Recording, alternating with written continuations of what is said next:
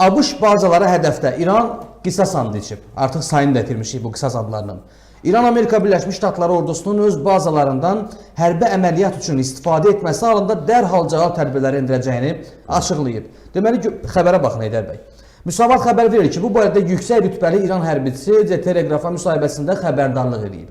Onun sözlərinə görə, əgər Amerika Birləşmiş Ştatları prezidenti Donald Trump Tehranın nüvə sazişinə dair tələbləri rədd etməsinə görə hərbi əməliyyatlara başlasa, yəni İran tərəfi dərhal qisas alacaq. Bax, bu cümlə çox kritikdir. Fərqi yoxdur. Siz Amerikalı, Britaniyalı və ya Türkiyəli əsgərsiniz.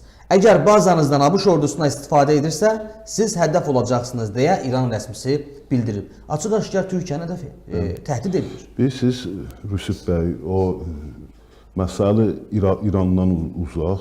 İndi İran bizim qardaşımız hesab olunur da, belə deyək. İndi onlar bizə qardaş kimi baxmasalar da, bizim haqqımızdır ki, onlara qardaş kimi baxaq.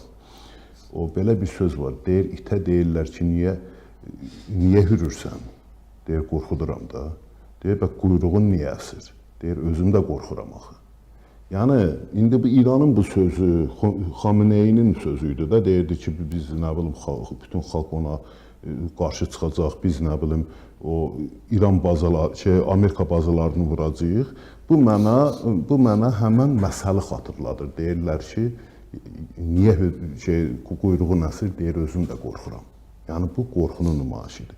İndi o ki, qaldı İranın bu cür o gen kisədən atmağına, belə deyək, gen boğazdan danışmağına, Amerika onun yollarını çoxdandan tapıb. İranın o atacağı o raketlər ona gedib çatmayacaq. Niyə gedib çatmayacaq? Hətta atsa belə gedib çatmayacaq. Bilirsiniz ki, Amerika öz o İranı vurmaq üçün gətirdi. Orada da özə tək İran nəzərdə tutulmur. Mənə elə gəlir ki, İrandan daha böyük hədəfləri var. Çünki o təyyarələr İran üçün, belə deyək, İran üçün çoxdur. Yəni, o Amerikanın məqsədi tək İran deyil. O təyyarələrlə ki, söhbət o B-52 tipli təyyarələrdən gedir. Bunlar Amerikanın ən böyük bombardıman təyyarələridir və üstəlik radara da yaxalanmır. Yəni, 5-ci nəsil təyyarələrdən söhbət gedir. Bunları harada yerləşdiribdir? Bunları aparıbdır, belə deyək, İrandan 3500 kilometr uzaqlıqda yerləşən bir adada yerləşdirib. Adanın da adı Diego Garcia, deyəsən belədir. Diego Garcia adasında yerləşdirib. Bu Diego Garcia adası üstəlik harada yerləşir? O yerdə yerləşir ki, o ekvatorun o biri xəttindədir. Yəni, İrandan baxanda belə, istəyirsən, nə ilə baxırsan bax, çıx göydə peyklə bax, o aeroport İrana görsənməz. Niyə görsənməz? Çünki, belə deyək, biz indi dünyanı belə fikirləşək, bir top kimi fikirləşək, topun bu tərəfində yerləşdiribdir. Yəni, elə yerdə yerləşir ki, İrandan baxanda, istəyirsən, biraz göyə çıxasan, baxasan, yenə də onu görə bilmərsən. Və üstəlik, məsafə nə qədərdir? 3500 kilometr. Niyə 3500, hətta 4000 kilometr? Niyə 4000 kilometr uzaqlıqda yerləşdiribdir? Çünki İranın o raketləri uzaq başı 3000 kilometr gedir. 4000 kilometrə gedəcək raketləri yoxdur. Amma bu, öz təyyarələrini özdə radara qoş, o yaxalanmayan təyyarələrdən söhbət gedir.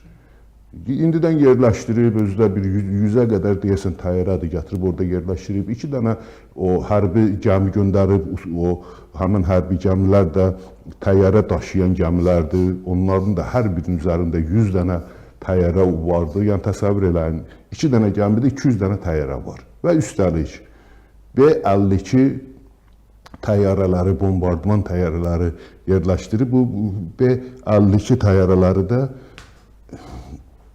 Rüsif bəy, deməli 13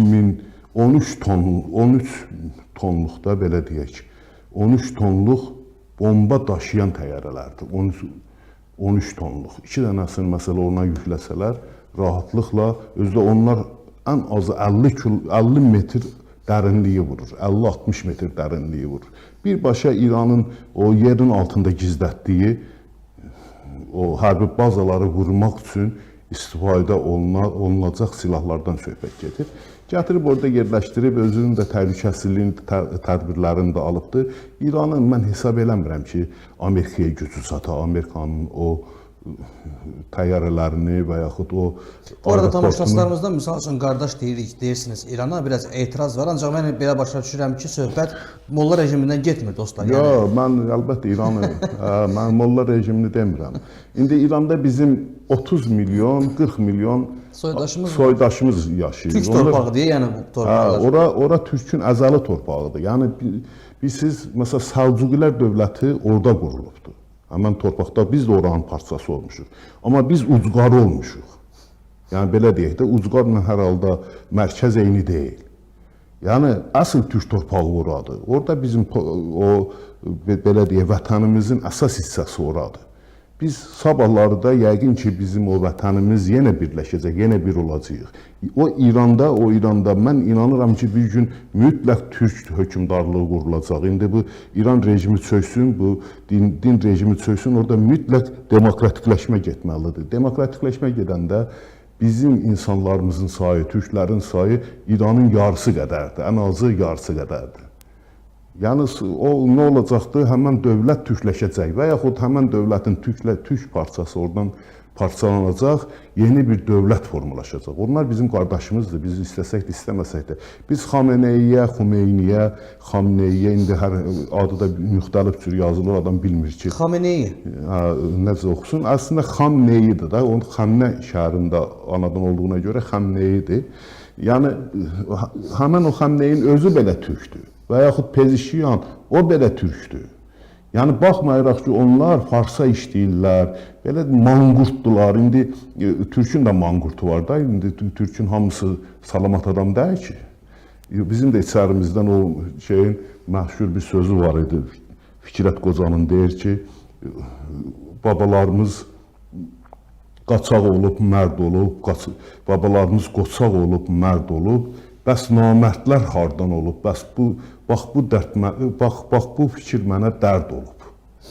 İndi onun sözü olmasın, bizim də babalarımız içərisində qoçaqları da olub, qaçaqları da olub və Xameneyi kimi, nə bilim, o, belə deyək, öz ölkəsinə, öz millətinə, öz xalqına qənim kəsilən insanlar da olubdur.